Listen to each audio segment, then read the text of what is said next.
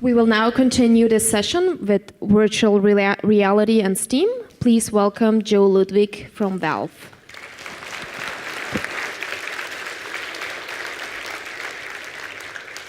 Hi, everybody. I'm afraid that I've ported VR games to Steam, so that makes me a bad person. So for the last half hour of our VR mega session, at least the last half hour of the talk part, I'm going to tell you what we're doing with VR and Steam. I'll talk about our VR work in two pieces. The first is to describe our goals and sort of talk about where we're headed, and then I'll go into detail about where we are with that work and what it means for all of you. But I'll start with where we're headed. Our goal is to provide a seamless VR experience while running in Steam. The first step of that is to launch Steam and put on your VR display. And the first stop is the login prompt. VR mode in Steam is the same UI as Big Picture. It's just wrapped on a curved virtual screen that's set several feet in front of the user. This screen is at a fixed point in virtual space. So if you're facing forward, it's centered in front of you, and as you look around, the screen moves to match. Once you log in, you can do anything that you can do in Steam. And in the library, it's easy to filter down to games that support VR and then launch one of those games. Now, many games that support VR don't necessarily support it for the entire experience, and Half-Life 2 is one of these. The bits of code that understand VR don't even get loaded until after the splash screen goes away. So for those games, Steam will show whatever the game is outputting on that same virtual screen in what we're calling legacy mode. And in theory, you could run an entire game this way with streaming.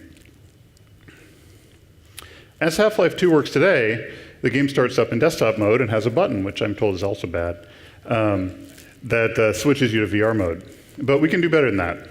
So instead of doing that, the game asks Steam whether it's already running in VR and then switches to VR mode automatically.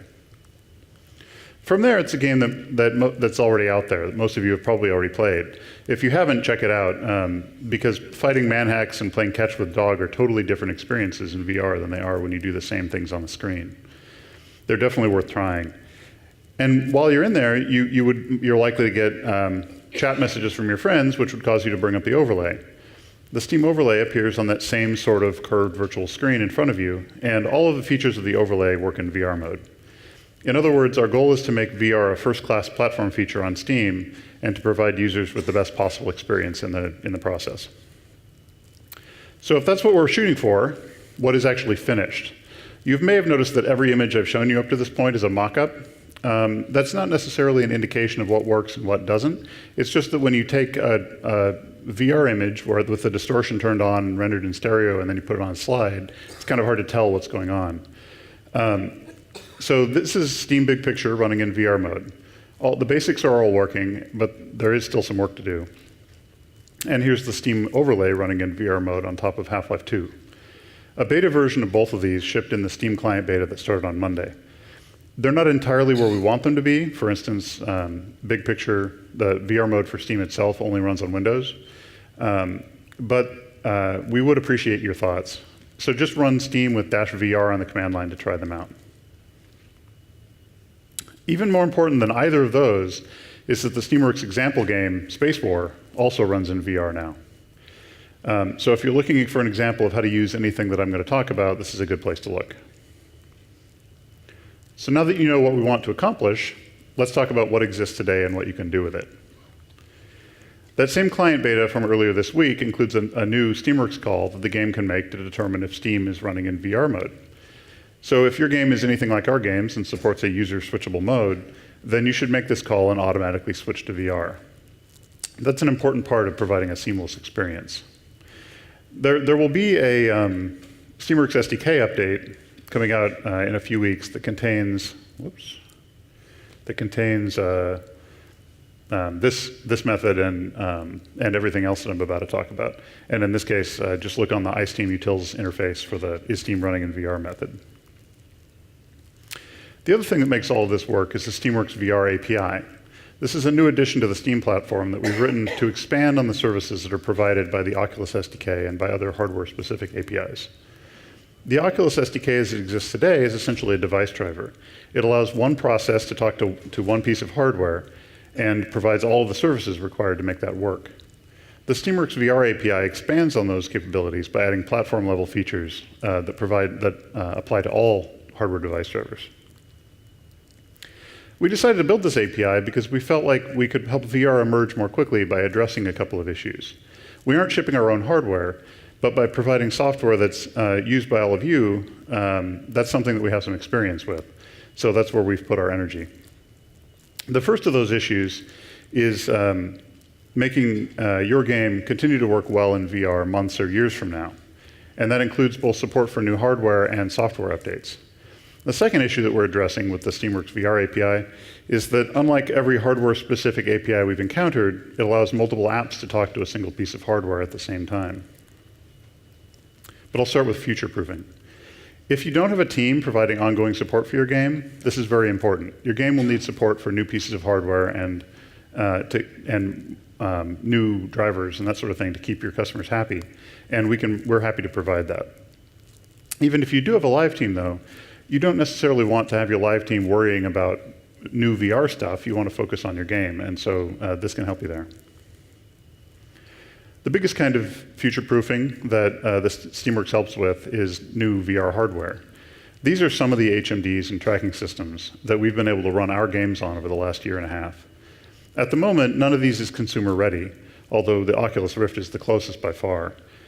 That's all going to change over the next year or two, though, and we've already seen some other VR hardware start to emerge. If you use the Steamworks VR API, you'll get support for any of these devices that become commonplace automatically without making any changes to your game.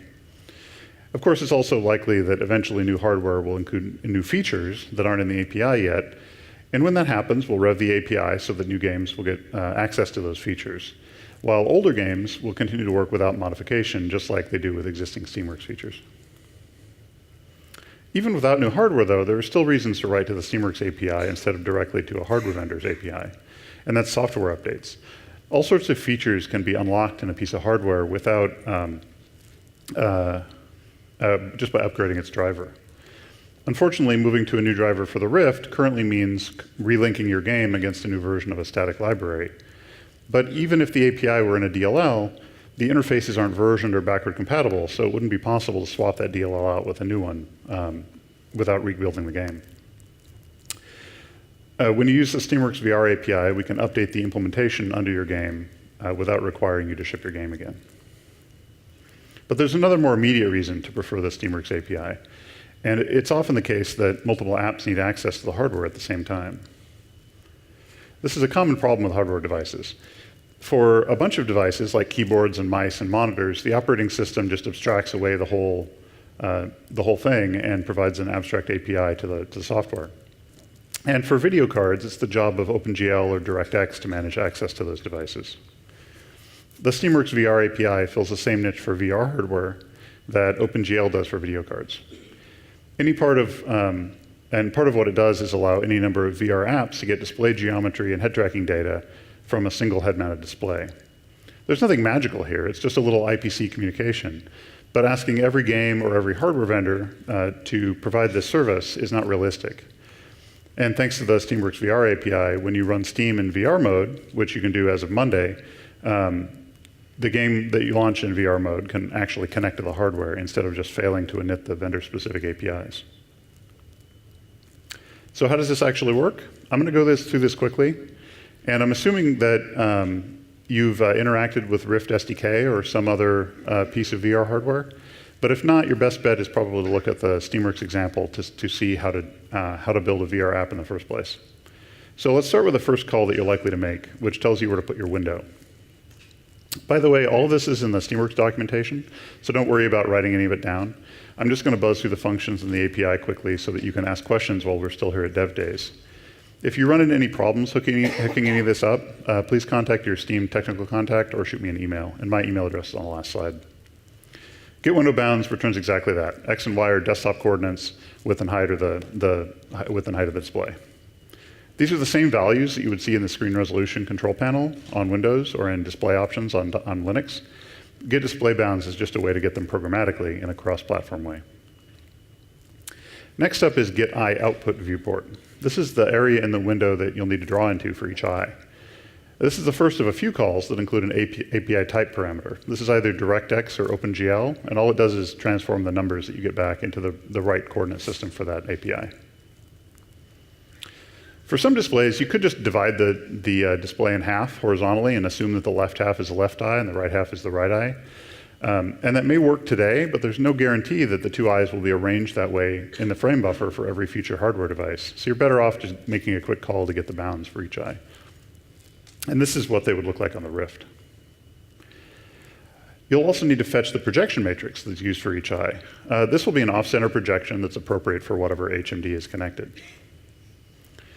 This matrix will represent a slightly wider field of view than is visible in the final output.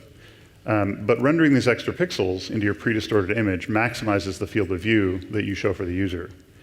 And the stretched projection is backed out again by the distortion operation later. Next up is get eye matrix. The eye matrix adjusts the in-world cameras for the user's interpupillary distance, or IPD. This is what gives you the stereo effect when you put on a VR display.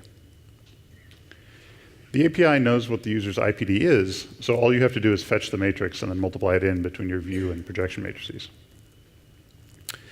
The final display geometry function I'm going to mention is get recommended render target size. This function tells you how big your pre-distorted render target needs to be, and using the size will tune your texture to match the projection matrix in the distortion function. And this is important to minimize the stretching of pixels that cause blurring in the middle of the display. There are a couple of other display functions, but these are all the ones that you need to get up and running. So look at the Steamworks documentation for details on the others. Next up is distortion, which we're doing a little bit differently than has been done in the past, and helps to compensate for the distortion that's introduced by the lenses in the display. The way this usually works is that you render the undistorted scene into an off-screen render target, and then you run it through some sort of function in the pixel shader to get it back out to the final screen pixels. The problem with this is the function, or specifically that there are a whole bunch of them. Every combination of lenses and panels and distances and geometry for the display cause a different distortion function.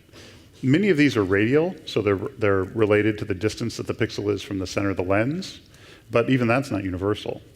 And while games usually want control of every shader so that they can understand the performance characteristics of that shader, expecting every game to implement every possible distortion function is just not realistic.